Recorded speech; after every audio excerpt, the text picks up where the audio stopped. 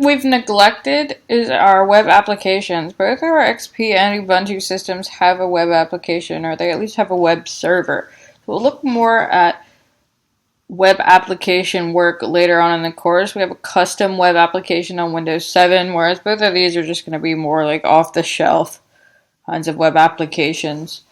But we should see a fair number of these, particularly internally. I see a lot of Tomcat, like JBoss, Cold Fusion, things like that lying around, like HP web management or light management or all sorts of power management kind of home pages. Like just a lot of things that have web interfaces as part of the software, that it's not its full function. Like we have XAMPP here and like Tomcats and things. They're web servers, but sometimes you just see stuff that it's just a web server functionality for whatever's running that may have some bad configuration settings that give us access. We particularly like stuff that lets us upload code and run it, or like gives us access to a database or something like that. Like we saw that MySQL database is running on XP, but we don't have access to it if we actually try to talk to it. So we try and do MySQL host is 192.168.1.76. Not allowed to connect to this server. We saw it came out in map and said it was unauthorized. We're actually not allowed to connect to it, so it would be nice if we could. Maybe we'd be able to see interesting data, or better yet, run commands on the system. So maybe there's another way, who knows. But let's take a look at our two web servers. I mean, always just browsing to them would be a good idea.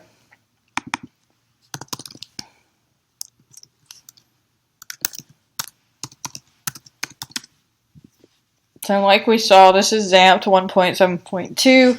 Nmap found that with the scripting engine. So that doesn't look particularly interesting. It's like a splash page. But there's a couple things that you always want to check for with XAMPP. And of course this is going to be XAMPP specific, but if you come up with Tomcat or like JBoss or something, there's again like certain things you can look for. It's really like open access and the ability to upload stuff. If we can upload files to it and then execute them to the web server, be it like Java files or PHP files. Like this would be PHP, but say like Tomcat or JBoss would be Java. But if we can't upload like a WAR file and execute it, that would be awesome as well. So you may find something like that in some of your environments. And again, access to backend databases. So we have possibly the ability to upload files with XAMPP. It may have WebDAV enabled, and it looks like there is a WebDAV test page here. So a tool I like to use to talk to WebDAV is called Cadaver. So I want to talk to Windows Box WebDAV. Oh, it helps if you spell cadaver correctly. Cadaver. And this one does require authentication. Like IIS, older versions of IIS would like have open WebDAV that caused a problem. This one does actually have credentials. So it does require a username and password, but on setup it doesn't actually ask you to set one, so it may have a default. We could ask it. Let's see. So this is XAMPP 1.7.2 WebDAV credentials. I never spell credentials right. Oh, I did. Exploit XAMPP with Metasploit framework.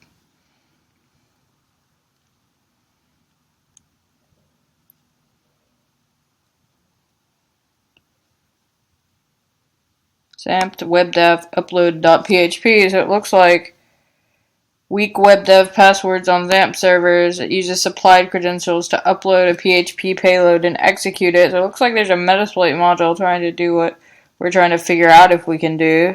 So if this does indeed work, we can find credentials. We might could use Metasploit for it.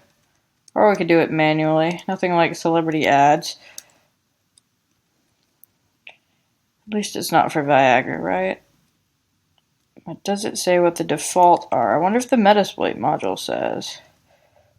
let's see. It looks like in the Metasploit module it has defaults in here, like rpass it says is XAMPP and ruser is WAMP.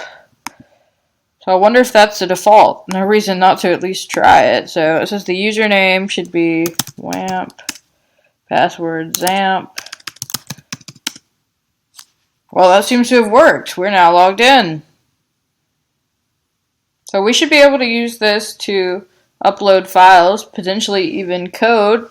Again, XAMPP is going to be PHP based, so we'll want to create PHP payloads as opposed to like Java war files if we were working with Tomcat or JBoss.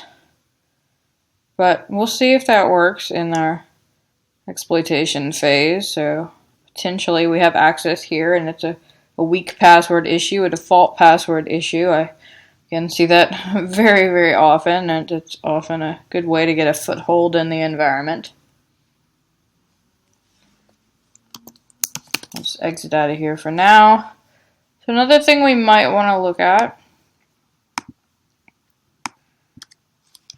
see if there's a phpMyAdmin. So phpMyAdmin is going to be for the database, and it should require credentials. Unfortunately, on some XAMPP versions, it didn't by default require any credentials.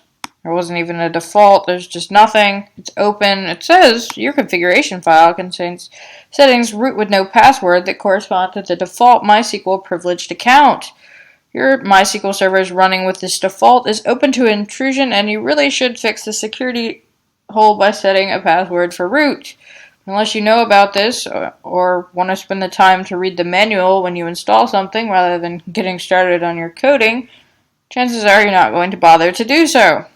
So this actually gives us access to that MySQL database that we were previously unable to connect to. Just go to the SQL tab here and run any SQL queries we like. So it's like, oh, it's secure because nobody can attach to it but the local host. Well, that's all well and good, except we have this phpMyAdmin that's open to the world.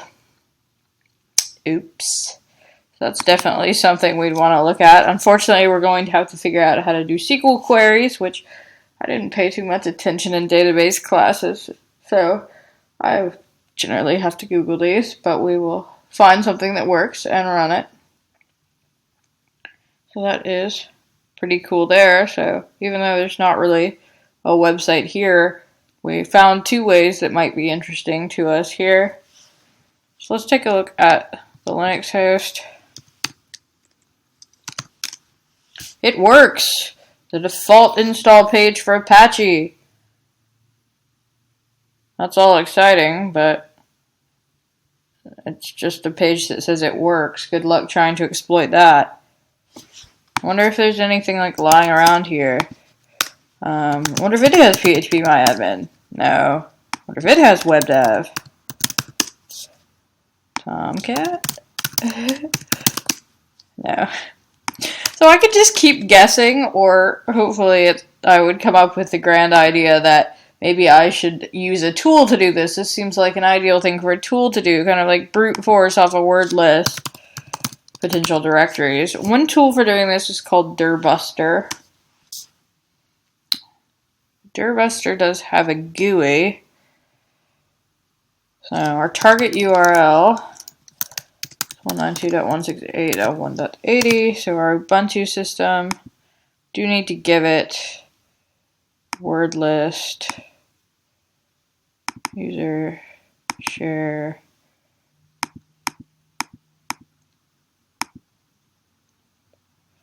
dirbuster, whoops, should have a default word list in here. Which of course, we'll look at password testing, but you can always put in your own word list if you want to. Directory list 1.0. Let's just do this small one. See if it finds something. So this is always something worth looking at, because it does specifically look for directories that are potentially hidden. Another tool I like it finds like defaults like icons and stuff. Another thing that's like, if somebody ever finds a way to use those to exploit something, they'll be very famous because it comes up everywhere. So it may or may not find anything interesting.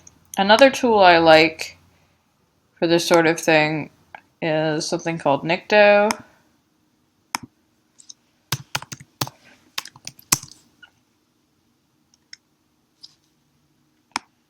So all we have to do by default with Nikto is just give it a host. So what Nikto is going to do is it looks for, it's very similar to like Nessus for web applications, which against custom web applications makes it all but useless. But we'll see custom web applications later on. But against known applications, like it's looking for the web server in here, it can find known vulnerabilities. It basically has a database of known vulnerabilities and checks to find them. So whereas it's not going to find like SQL injection in your custom login page, it is going to be able to find if you have commercial off-the-shelf software, some open source software, which you do see a lot. I mean, people don't always write their own stuff. They use either free tools or buy something like for their wikis or payroll or timesheets or things like that. So, I mean, you'll often find things that are off the shelf. So it looks like this did find a few things. Out-of-date Apache stuff, the trace option, icon directory again, which Buster also find. Session ID without the HTTP only flag. I generally report on stuff like that, like missing the secure flag and HTTP only flag. On our cookies, that could potentially, in the case of like a cross-site scripting attack, be an issue.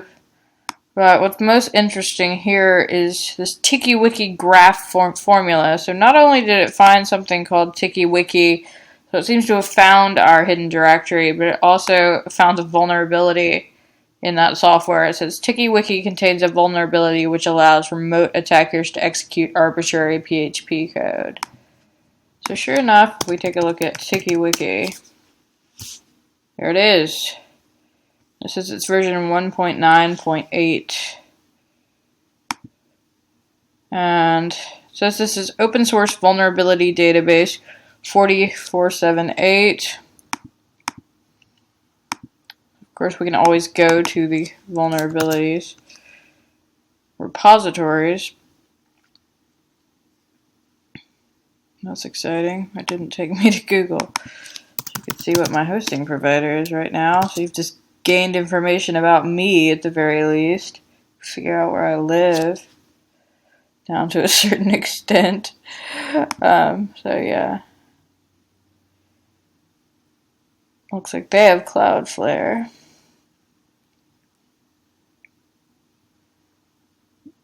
As well they should. I imagine they get attacked a lot since it's owned by the same people who make attrition. So some more information about this command execution flaw. So command execution flaws are always nice because we don't have to necessarily do anything like a buffer overflow, which is much more likely to cause a crash if it's just like an unsanitized parameter in a web application. Less likely to cause a problem.